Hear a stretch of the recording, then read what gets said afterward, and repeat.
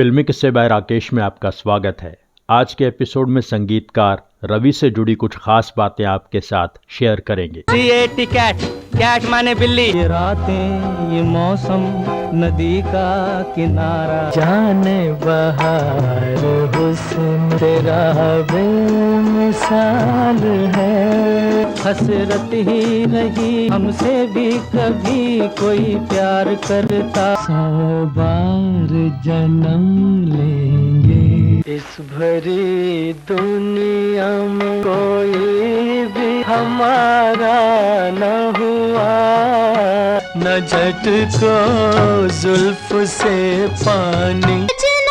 साथ निभाना आपकी नायकी, दूर रह कर न करो बात।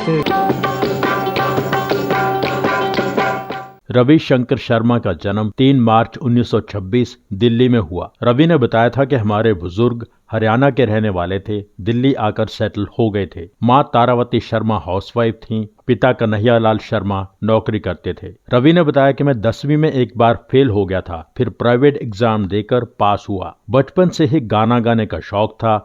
बहुत कम उम्र से ही कालकी कीर्तन मंडल के साथ भजन लिखना और गाना शुरू कर दिया। 1943 में उनकी एक किताब छपी थी भजनों की। रवि ने साथ ही इलेक्ट्रीशियन का काम सीखना शुरू कर दिया। 1945 से 1950 तक पोस्ट एंड टेलीग्राफ डिपार्टमेंट में एज इलेक्ट्रीशियन उन्होंने नौकरी की। उस दौरान ऑल इंडिया रेडियो में गाना भी शुरू कर दिया। 1946 में रवि की शादी कांति से हो गई। एक बेटी ने जन्म लिया। 24 अप्रैल 1950 रवि अपनी पत्नी और बेटी को दिल्ली में छोड़कर बम्बई के लिए रवाना हो गए, प्लेबैक सिंगर बनने के लिए। बम्बई पहुंचकर हीराबाग धर्मशाला में रहे। एक गायक बनने के लिए लोगों से मिलने का संघर्ष शुरू हो गया। रात हो जाती, कभी कभी गोरेगांव स्टेशन पर प्लेटफॉर्म पर सो जाते, कभी किसी दुकान के बाहर भाकड़े पर सो जाते। सोलो गाना तो किसी ने नहीं दिया, पर कोरस में गाना गाने का मौका मिल गया। पहला मौका दिया बर्मन दा ने, यानी एस डी बर्मन ने। फिल्म थी नौजवान, जो 1951 में रिलीज हुई। गाना था जरा झूम ले। गाना गाया था मोहम्मद रफी और गीता रॉय ने, जो बाद में गीता दत्त बन गईं। इसमें रवि ने एज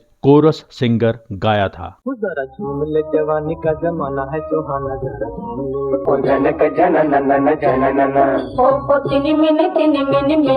दूसरा गाना था संगीतकार हेमंत कुमार का। फिल्म थी आनंद मठ। गाना था वंदे मातरम। मेन सिंगर थे हेमंत कुमार और लता मंगेशकर। उसमें कोरस सिंगर रवि भी थे। इस फिल्म के गानों के दौरान हेमंत कुमार उर्दू का सही उच्चारण नहीं कर रहे थे। रवि ने उन्हें करेक्ट किया। हेमंत कुमार ने रवि को अपना असिस्टेंट बना लिया। तब तक उनकी पत्नी और बेटी वीना भी बम्बई आ गए थे। रवि ने कांदीवली में एक टिन का गोडाउन किराए पर ले लिया। खर्चा चलाने के लिए रवि ने एज इलेक्ट्रीशियन काम करना शुरू कर दिया। किसी का पंखा ठीक कर दिया, किसी का पंखा साफ कर दिया, किसी की आयरन ठीक कर दी, या कोई और छोटा मोटा बिजली का काम कर दिया। हेमंत कुमार के साथ रवि ने शर्त, सम्राट, जागृति, नागिन, चंपाकली, दुर्गेश नंदिनी, इन सब फिल्मों में एज असिस्टेंट काम किया। नागिन के म्यूजिक के समय बहुत काम किया। उसकी बीन की धुन कितनी फेमस हुई आज तक है, ये आप सब जानते हैं। रवि ने बताया था कि इस फिल्म का एक गाना था, मेरा दिल ये पुकारे आजा। गाना बन गया था, अभी रिकॉर्ड नहीं हुआ था। इसी गाने की धुन में से हमने बीन की धुन निकाली। ये धुन मांडोले मेरा तन डोले में इस्तेमाल हुई। इसमें हारमोनियम पर बीन रवि ने बजाई थी। मेरा दिल ये पुकारे आजा,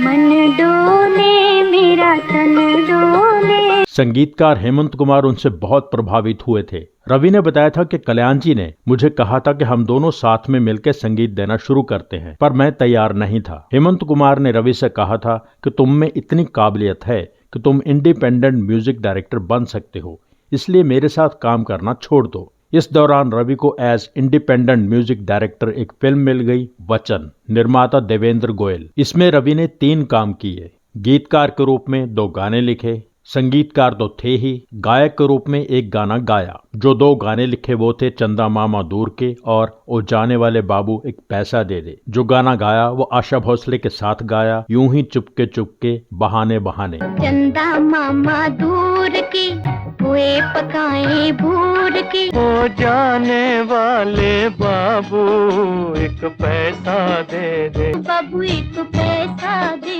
दे। यूं ही चुपके चुपके बहाने बहाने इशारों से लूटे अदाओं से मारे। वचन के बाद देवेंद्र गोयल की रवि के साथ फिल्में थीं अलबेली, एक साल, नरसी भगत, चिराग कहाँ रोशनी कहाँ, प्यार का सागर, दूर की आवाज, 10 लाख, एक फूल दो माली, धड़कन, एक महल हो सपनों का, आदमी सड़क का। तुम सुनला के बलम सब कुछ लुटा के होश में आए तो क्या दिया।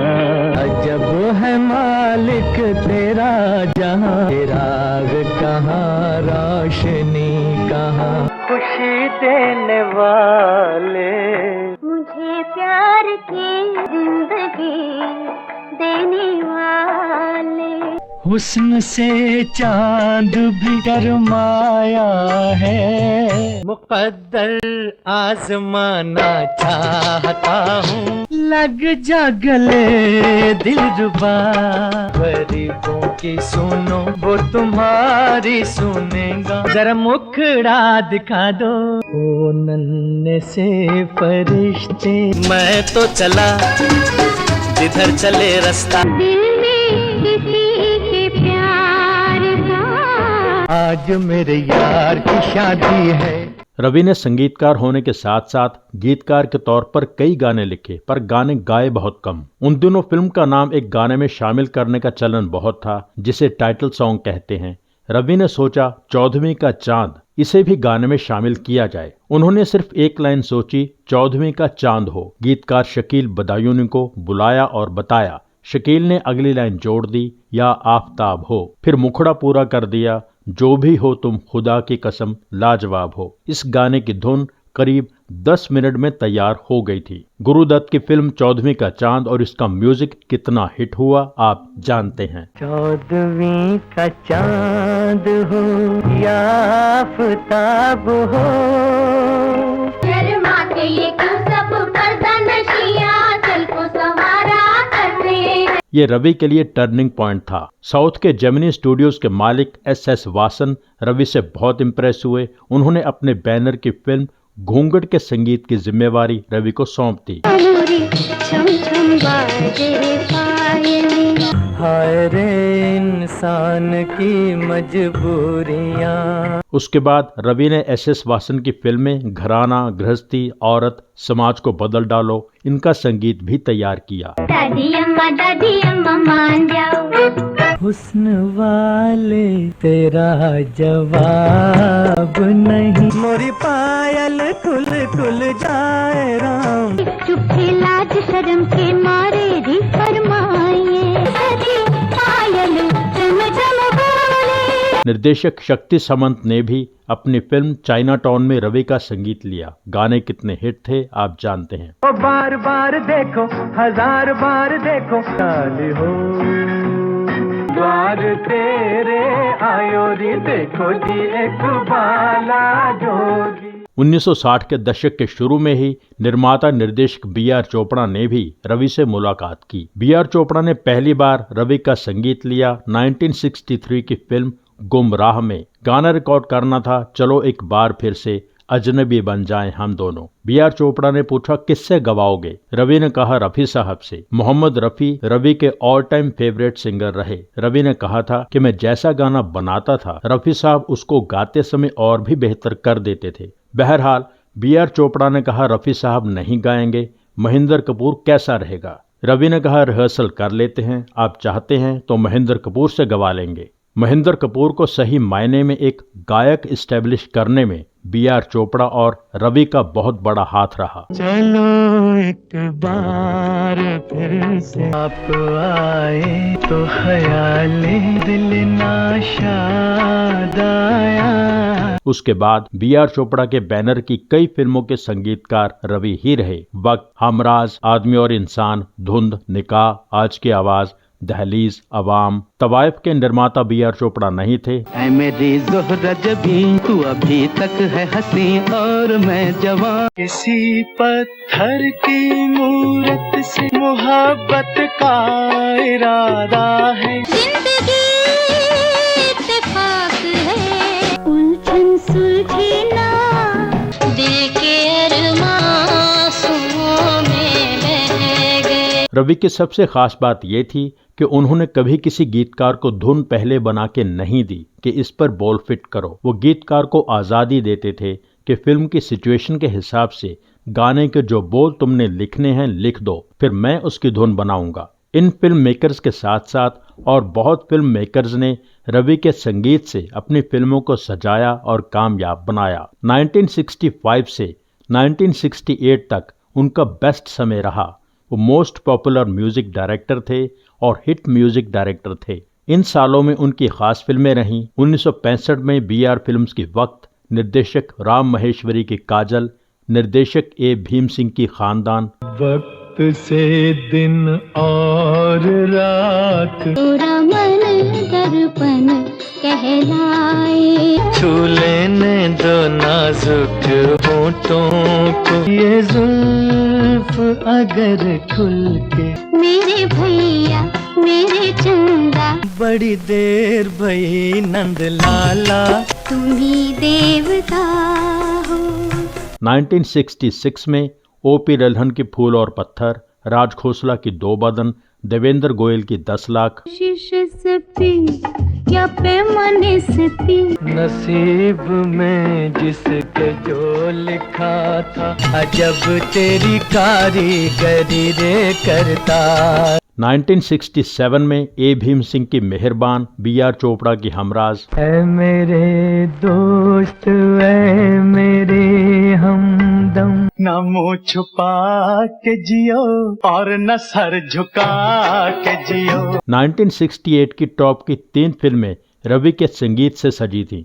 रमानंद सागर की आंखें, कृष्णन पंजू की दो कलियां, राम महेश्वरी की नीलकमल। गैरों पे करम, अपनों पे सितम, तुम्हारी नजर क्यों खफा हो गई, तुझको पुकारे मेरा प्यार। नीलकमल के गाने तो सारे ही हिट थे, पर बाबुल की दुआएं लेती जा, इससे जुड़ी कुछ खास बातें हैं। रवि ने बताया था कि रफी साहब सुबह मेरे घर पर आ जाते थे गानों की रिहर्सल करने के लिए। जब बाबुल की दुआएं लेती जा इस गाने की रिहर्सल करने आए तो वो रो पड़े। मैं परेशान हो गया। मैंने उनके साले साहब जहीर भाई से पूछा कि क्या बात हो गई। उन्होंने बताया कि रफी साहब ने अपनी लड़की की मंगनी की है। गाने में ऐसी ही बात को लेकर जज्बाती हो गए। जब रफी साहब ने गाना रिकॉर्ड किया तो ऐसा किया कि आज भी वो फीलिंग साफ सुनाई देती है, महसूस होती है। ये गाना साहिर लुधियानवी ने लिखा था। गाना रिकॉर्ड हो गया, अभी रिलीज नहीं हुआ था। एक हफ्ते बाद गीतकार राजेंद्र कृष्ण की बेटी की शादी थी दिल्ली में।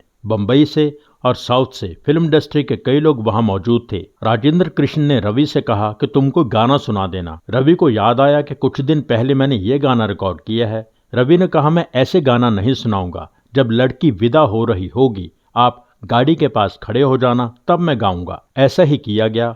राजेंद्र कृष्ण की बेटी गाड़ी में बैठी, विदा होने लगी तो रवि ने कार रुकवा दी और माइक लेकर गाना शुरू कर दिया, बाबुल की दुआएं लेती जा। वहां जितने लोग मौजूद थे सबकी आंखों में आंसू आ गए। एक्टर राजेंद्र कुमार भी वहां मौजूद थे। राजेंद्र कुमार रवि के पास आए और रोते हुए पूछने लगे कौन सी फिल्म का गाना है। मैं कि कभी ना याद आए, बाबुल की दुआएं लेती जा तुझको सुखी संसार मिले।